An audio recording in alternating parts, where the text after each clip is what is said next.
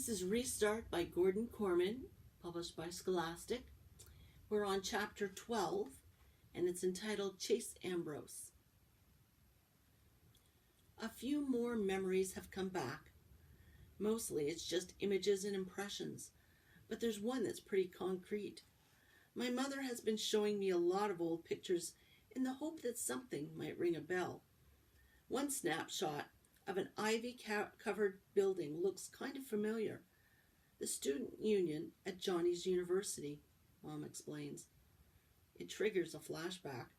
It's not that I remember it, more like it's already in my head, and I'm just noticing it now. Mom and 7th grade Chase are dropping Johnny off at a college. Our car pulls around the long circular drive in front of the building in the photograph. Johnny gets out. It's his first day of freshman year, his first time living away from home. He seems terrified. And what do I feel? Sympathy for my poor, scared brother? Or for Mom, who's on the verge of tears? For myself, even. I'll be losing my brother to a new life in a faraway place. I don't feel any of those things. Instead, I'm thinking, what a wuss this kid is. I can't believe I ever looked up to him. What a wimp. What a baby. My scorn is so sharp that it jolts me back to the here and now. How could I have made such harsh judgments about my own brother? When I was in the hospital, Johnny was there at my bedside every minute Mom was, just as worried about me, just as torn up by my accident. I guess that wasn't payback for the wonderful brotherly loyalty I've shown him over the years. People say I've changed. I'm barely beginning to understand how much. Dr. Cooperman isn't surprised that my memory is returning. My brain is totally fine, he says at my next appointment. After all, I remember everything that's happened since coming out of the coma. Not that it would be easy to forget things like Shoshana dumping frozen yogurt on my head, or Brendan going through the car wash on a tricycle, or how it felt to push Joey against the wall. A blur of violence, anger, and lightning-fast action. And something else, too. I may not be proud of it, but it's the truth. Satisfaction. I didn't like the way a situation was going, and I changed it with my own physical power. Aaron's words come back to me. You didn't have to attack him. And Shoshana's goon. That haunts me a little. I don't regret stopping Joey from bullying Brendan, but was fighting really the only way to make that happen? Worse, I didn't even consider trying to talk Joey down. I just grabbed the kid and manhandled him, the same way he was manhandling Brendan. I get that the old Chase could be like that, before the accident, but now I'm starting to wonder if that person is still inside me, emerging from the darkness bit by bit, along with my memory. As weird as it was to lose my past, this might be even weirder. The more that comes back, the less I recognize myself. Dr. Cooperman also pronounces me fully recovered physically. Then he drops the bomb. He still wants me off football for the rest of the season. I must seem pretty devastated because he adds, it's all out of an abundance of caution. You're fine, but concussions can't be taken lightly. We're learning new things about the long-term effects every day. I know you're disappointed, honey, my mom adds. I understand how important football is to you. How can I explain it to them? Sure, I'd love to play, but what really bugs me is that football is my biggest connection to my old life. I don't think I've had a single conversation with Dad that wasn't about either my past gridiron glories or the ones he still expects me to have. And since the incident with Joey, the only hurricanes who'll talk to me are Aaron and Bear. Even with them, half the time I get the impression that their main interest is getting their team captain back. For sure, those guys are never going to forgive me for A, doing my community service when I don't have to, and B, not hating it enough. To be honest, I don't hate it at all. One thing no one ever tells you when you're laid up, like I was in the hospital, is how boring it is. You really appreciate anyone who comes to break the monotony. So now I get to be that person for the residents of Portland Street. It makes me feel good about myself, and that's huge at a time when I'm learning I have so much to feel bad about. Besides, I get stuff out of it too. I've learned how to play mahjong, and I've picked up a lot of great tips on how to grow stuff, mostly from Miss Kittredge, whose room looks like a botanical garden. I think I'm going to be able to save a lot of Mom's plants, and maybe even the ficus in Helen's room. The one she bought at her preschool flower sale and is at least 98% dead.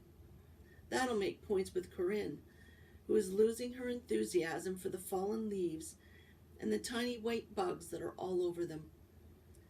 As for Mr. Soloway, despite the fact that I've forgotten most of what's happened to me, I feel confident saying he's the coolest person I've ever met.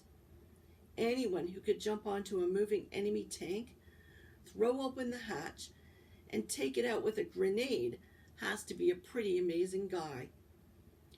Mr. Soloway doesn't see it that way. That's what I did, not who I am. If I'd bothered to think about it, I wouldn't have done it. I'm not that stupid. The sad part is that Mr. Holloway can't find his Medal of Honor. Nurse Duncan thinks it probably got misplaced during Portland Street's big repainting project, and it will turn up sooner or later. But he's convinced he flat out lost it. I haven't been as sharp since my wife died, he tells me. We never had kids, so we were the whole world to each other. She looked after everything, and I looked after her. He sighs. You can see which one of us did a better job. When she was gone, that's when my life pretty much ended. This, a sweep of his arm taken in the room, is marking time. I hate it when he talks like that. Come on, Mr. Soloway, you've got a good life here, plenty of friends. He glares at me. Have you ever asked about me around this place? Old ladies on crutches do the 100-yard dash when they see me coming. I've got my own personal table for one in the dining room. The nurses all call me Mr. Happy Face. They think I don't know it, because they assume I'm just as deaf as everybody else in this funny farm. I'm getting the sense that before my accident, I was kind of Mr. Happy Face at my school, I confide to him. I could have told you that, he replies. When you first showed up here, you were just like those other two good-for-nothings, maybe the worst of the three. Sometimes a whack on the head is exactly what a fellow needs. That's a pretty harsh thing to say to someone with amnesia. But that's just the way Mr. Soloway is. He isn't being mean, he's being honest. He's lived a long time and been through a lot, and he doesn't feel like he has to pull any punches. I respect that more than anything. That whack on the head cost me 13 and a half years of my life, I remind him. Remembering is overrated, he assures me. You know that heroic act that earned me that fancy medal? I don't remember 1 second of it. The only reason I know what happened is from the report my captain filled out with headquarters. I guess when you get older, it's hard to hang on to every detail, I offer. He shakes his head. It isn't old age. It's looking into a T-34 tank after a grenade's gone off inside it. Not a pretty sight. That was the medic's explanation anyway. You block out what you can't face. They were the enemy, I said gently. There was a war on. They're always the enemy when they're shooting at you, kid. But a dead man doesn't care what uniform he's wearing. I'm better off forgetting the whole rotten business, medal and all. That's another thing I have in common with Mr. Soloway. We're memory loss bunnies. I wonder if I blocked out what a jerk I used to be because I can't face it.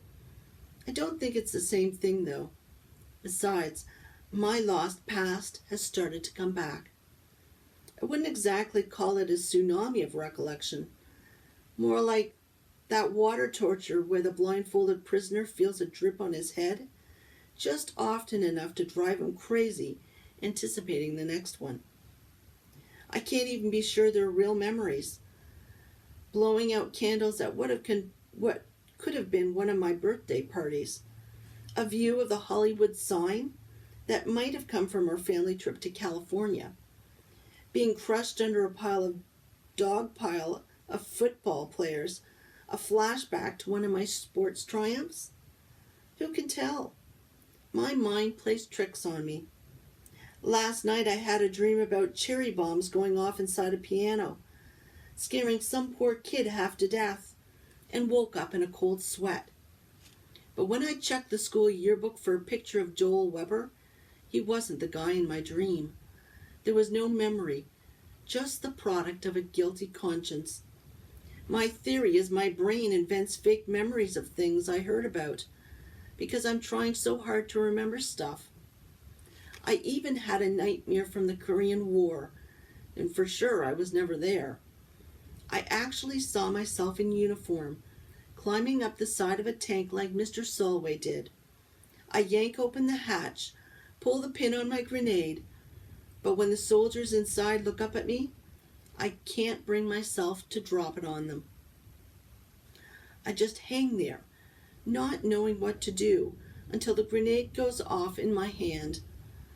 Believe it or not, the impression before my accidents that seems the most vivid is that little girl. Sometimes so much so that I feel like I should be able to reach out and touch the white lace on her blue dress, or the red ribbon in her hair. I have to question whether she's any more real than the dreams. She never moves. She just stands there, not looking at me, but off to the side somewhere. She must be important, though. She's the one image that was still with me when I woke up in the hospital. I wonder who she is. School triggers a few memories too, but they're mostly random images and feelings of deja vu. There's nothing solid enough to be useful. I still don't really know the faculty, the kids, or the custodians. I'm just now learning my way around a building I've been attending since the 6th grade. I obviously don't remember what a lousy student I was, because my teachers are also impressed with how well I'm doing now. Some of them seem like they're ready to faint when I actually hand in a homework assignment. Video club is the one place that's brand new to me because it actually is. We've collected a ton of footage for the yearbook. I'm lagging behind the other members, since most kids run a mile when they see me coming. I always shout, "Brendan sent me," so they'll know I'm not looking for trouble. Mrs. DeLeo wants me to work on my interviewing skills because my subjects seem so ill at ease. Yeah, no kidding. They're all waiting for me to pull their underwear up over their heads and stuff them into the nearest locker. At least the video kids are getting used to having me around, except Shoshana, who hates me for good and always. I can't blame her, even though I have no memory of what Aaron, Bear, and I did to her brother. It's pretty strange to be despised for something that, in your mind, never happened, and to someone it seems like you never met. She stopped fighting with me directly. Mostly she makes pointed comments about how the club should have closed up membership while they had the chance. That's unfair, because I'm not even the last to join. Kimmy got here after me, and if I'm a newbie, I don't know what you call her. She doesn't know a camera from a kumquat. For her interview with the head cheerleader, she left the lens cap on, so there was audio and no video. On her second try, she zoomed in so close that all you could see was a mouth talking. I think Brendan has kind of a crush on Kimmy because he won't hear anything bad about her.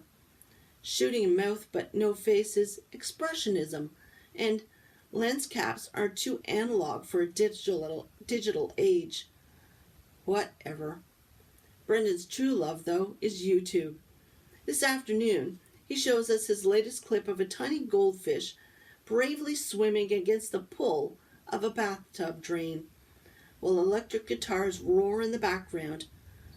Just as the struggling creature is about to be sucked away to his doom, a toilet plunger slams down over the drain opening, saving his life. Brendan pauses the video to scattered applause. It's called Plunger Ex Machina, he announces grandly. Shoshana doesn't approve. You're wasting your time with this stuff.